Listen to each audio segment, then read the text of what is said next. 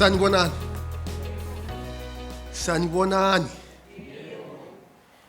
Sanibonani is an isiZulu expression of greeting, but and Norma, you can correct me here. It means I see you. Yeah, and of course, the languages that are spoken in South Africa are the same as the languages that are spoken all the way to Kenya. So if you listen very carefully, you'll realize that it's the mutation of basically the same words. I would like to acknowledge the presence of few people. Phil, welcome again. Vice Chancellors from across the continent and other friends and colleagues who have come here today. In partnership with the Times Higher Education, UJ is excited to bring together some of the continent's most exciting leaders and thinkers so that we can be able to talk about how do we advance teaching, research, and commercialization, innovation, and how we can apply this to our society, to the business community, to policy making, because the expertise and the best practices that many of the leaders who are here are actually quite invaluable. Africa, the continent of Africa, is large. Currently, it has almost 1.3 billion people. And it looks like the growth rate is not slowing down.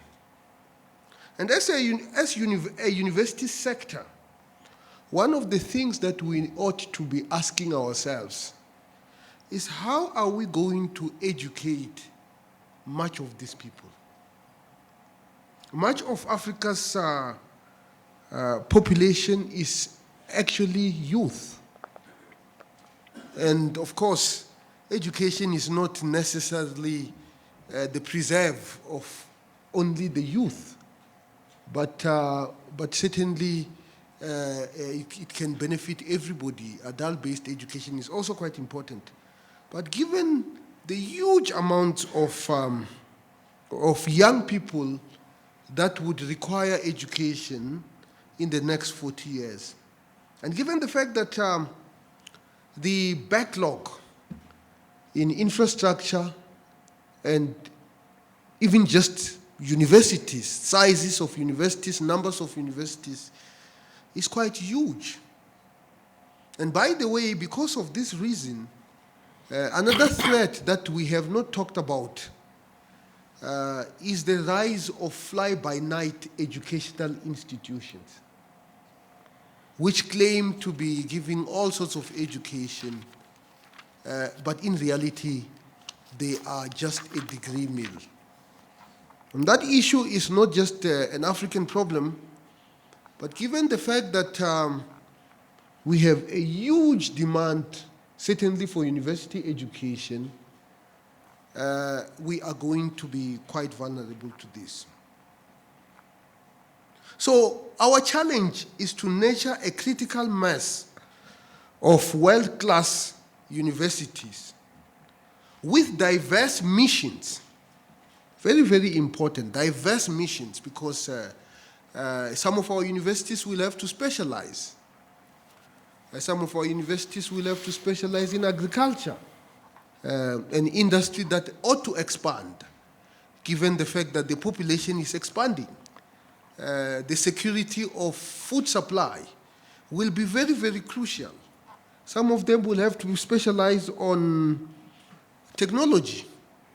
Some of them will have to specialize on social sciences, because all this vast mass of people in the continent are going to require all sorts of services.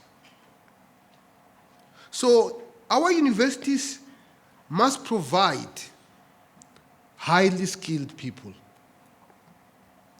It must also provide research, knowledge.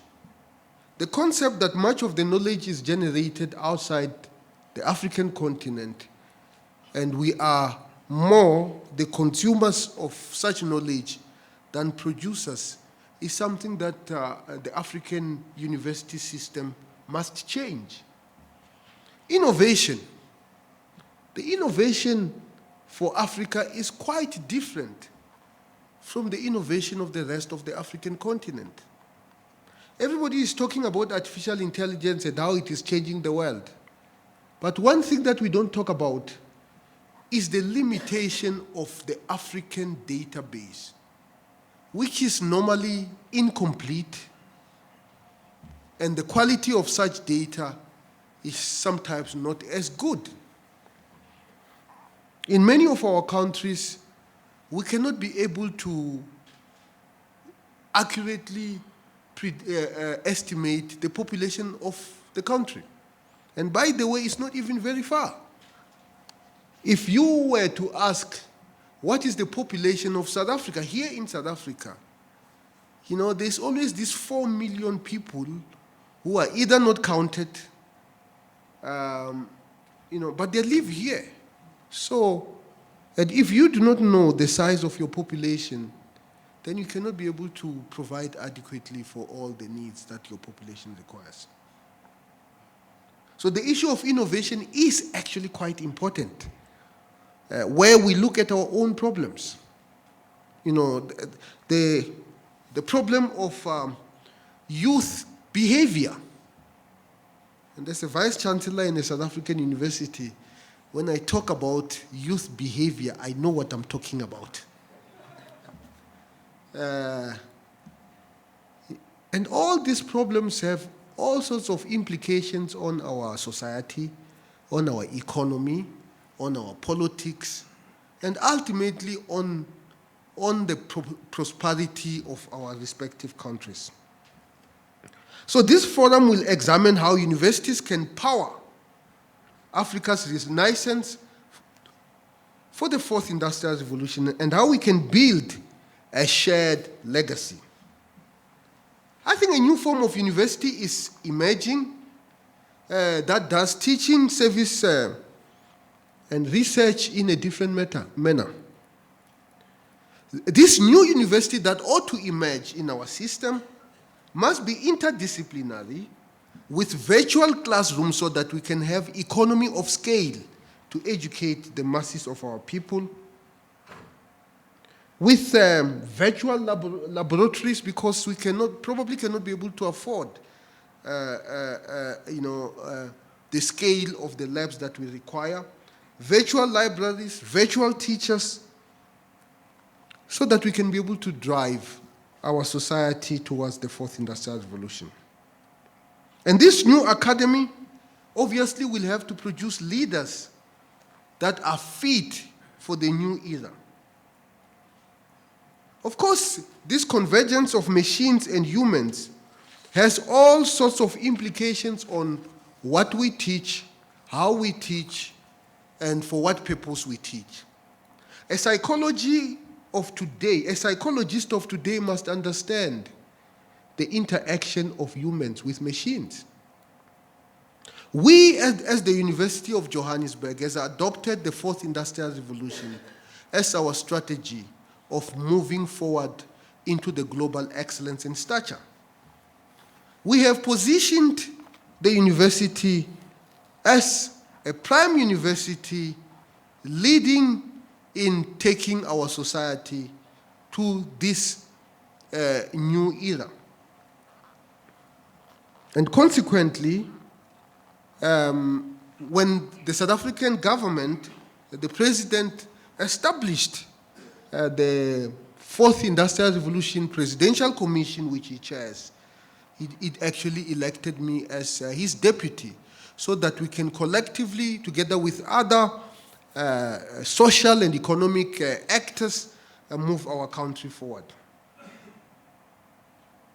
So, we have been spectators in the first industrial revolution. We have been spectators in the second industrial revolution. South Africa is struggling with the technologies of the second industrial revolution.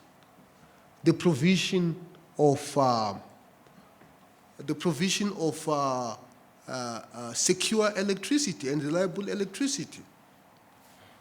We have been a spectator in the third industrial revolution. Up to today, there's no single African company that is involved in semiconductor industry.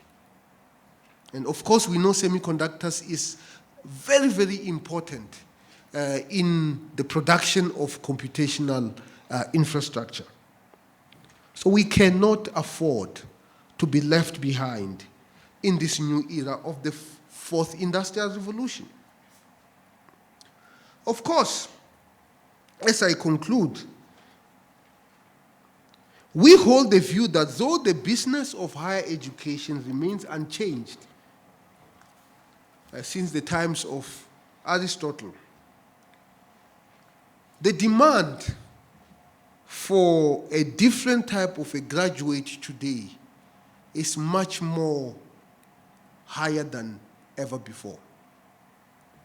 Because these people will have to deal with great changes which are happening at even a faster rate than ever before.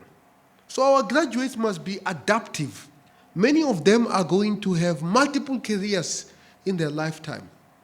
They have to adapt to that. We have to teach them so that they are able to adapt as society actually changes. Now, of course, one of the biggest criticisms that we face, certainly as South Africa, is that we talk too much. There's more talk than doing. So this should not just be a talk shop where we come and talk and depart and nothing happens. This should actually form as a very important critical component in the transformation process of our society. So as we reflect on some of the initiatives that as the African university system must take into account, we should always bear in mind of the practicality of the implementability of such recommendations. Very, very crucial. Whatever we conclude must ultimately find itself in our classrooms, changing our students' lives, changing our staff lives, and changing our societies. So it should not just end as a paper tiger, but should ultimately change how we do things. Thank you very much. Ngiyabonga, baya danki.